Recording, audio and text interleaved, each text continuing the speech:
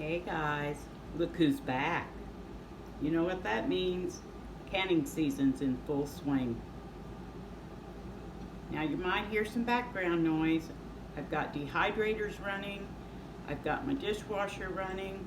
When the kitchen gets hot, the fan's going to be running, but that's all part of canning season, so let's get that corn canned. Get busy.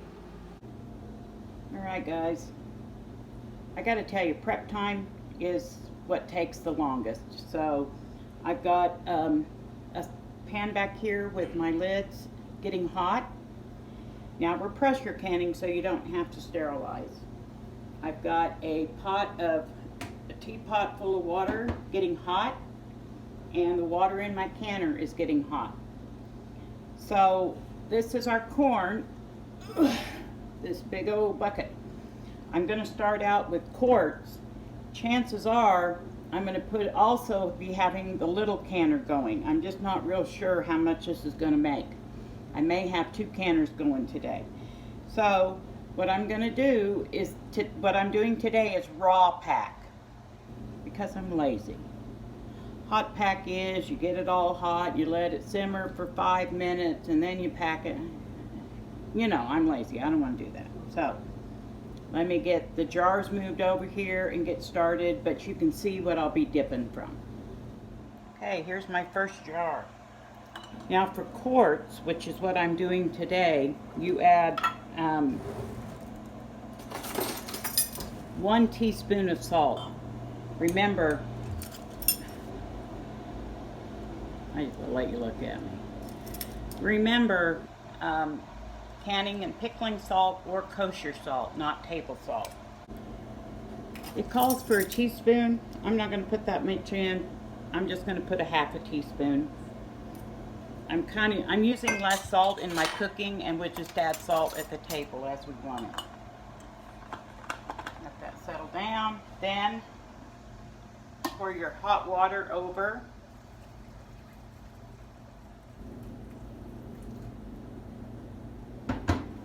And don't forget to debubble.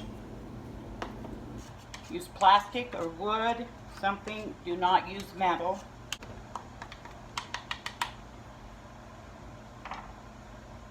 And you want to leave 1 inch headspace at the top. I'm going to add just a little bit more water. 1 inch is to the bottom of this ring. Or you can measure it. I've just been doing it long enough, I know what it is. So I'll just add a bit more water.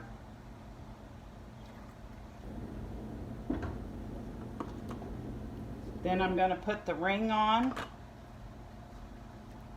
Well, can't put the ring on until you have the lid on, because that's not going to work, is it?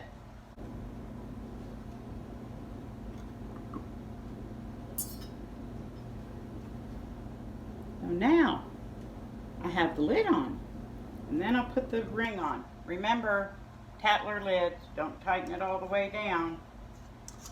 I'm not sure how many I'll do metal lids of the corn. I'm sure I'll do a couple, but. And into the canner it goes. Now, read your own canner's instructions. Mine says 2 to 3 inches of water before putting the filled jars in. So I've got 2 to 3 inches of hot water, and I'll put that in here while I'm filling the rest of them. Guys, I forgot to tell you, make sure that you wipe the rim of your jar before you put that lid on. You don't want a bad seal. What do I mean bad seal? You don't want a no seal. You want to make sure it seals. So, and yes, you might hear some cooing in the background because we get to play with clay today. Hey guys, I thought I would show you what you're going to get sometimes with fresh corn. Is you're going to get little strings of, you know, the husk or some silks, or, well, it's not the husk, but if I see them, I pull them out. If I don't, oh well, it's just a good reminder that it's fresh sweet corn that I canned, that I didn't go to the store and buy it, cleaned all up, that it's something I did myself. Hey Guys, now we're going to put the lid on the canner. And the instructions with my canner say, you see the little bevel there? The thing with All American is it is a metal to metal seal. You don't need a rubber gasket. That's why All Americans are top of the line canners, because, well, they last forever.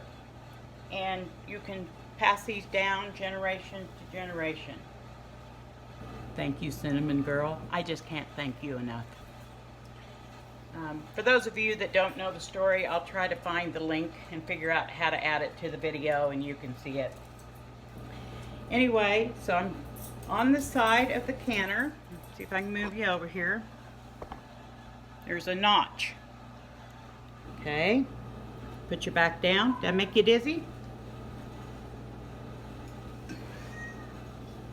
And on the canner lid, there's an arrow.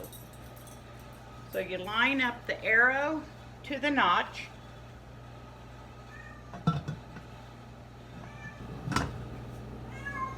Or just off to the side of it.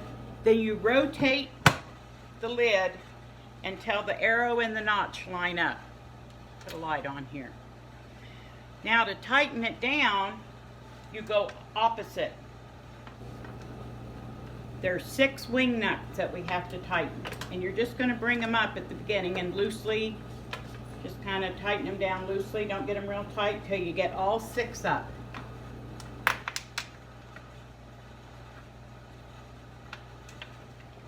Oops. Better stay up there. When you have them all 6 up, then go around and tighten them.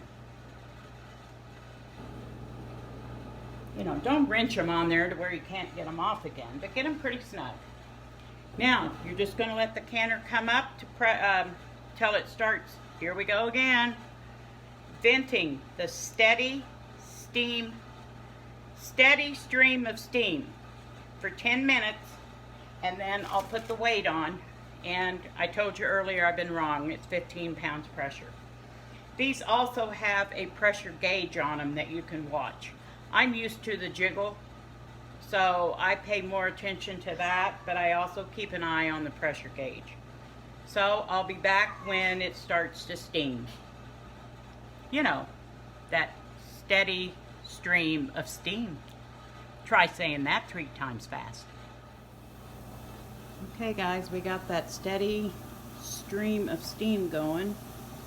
I don't know if you can see it.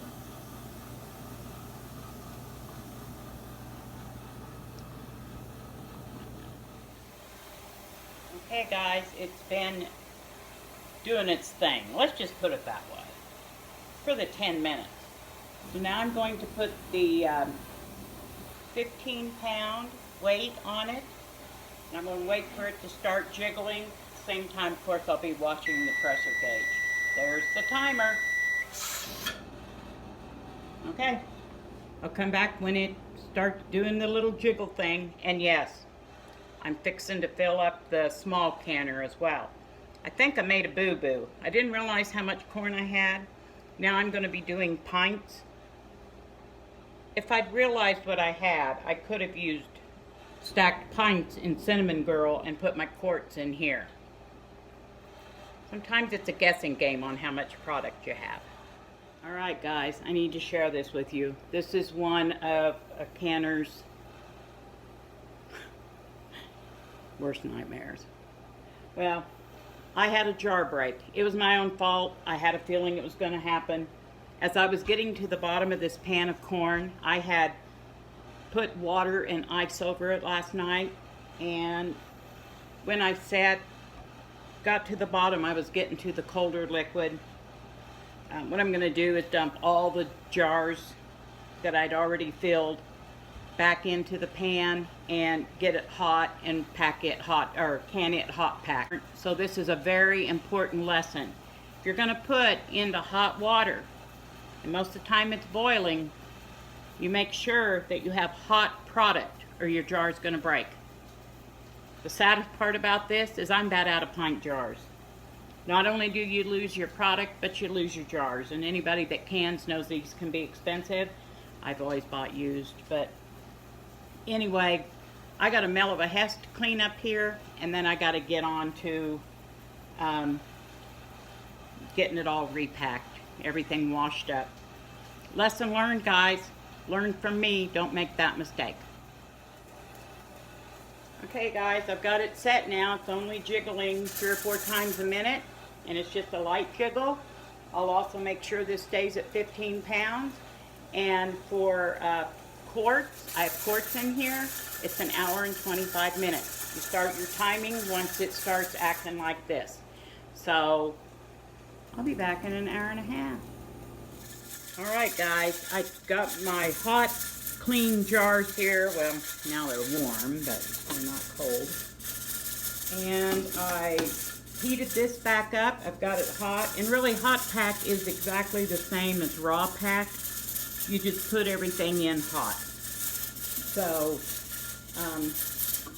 I'm going to go through here. Now, this I won't have to add any water to.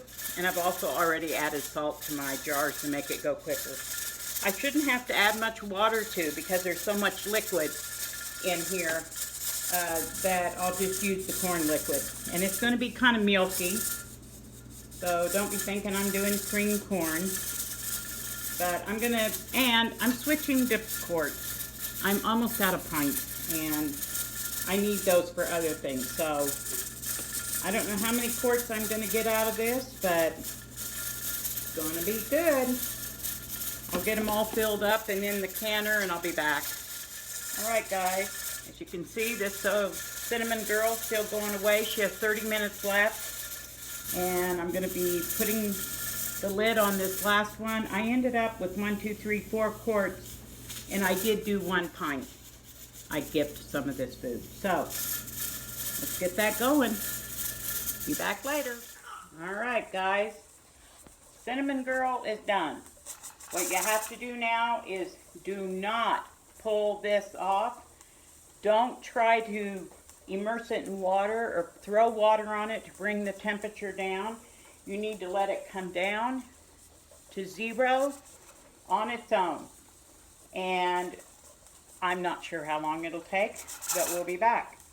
In the meantime, my little canner just started its jiggle, and the 4 to 6 times a minute. So I'm going to set the timer for it for 1 hour and 25 minutes, because even though I have a pint, you still have to process it according to the largest size in there, and I have quarts. We'll be back. All right, guys, the pressure has come down on both canners.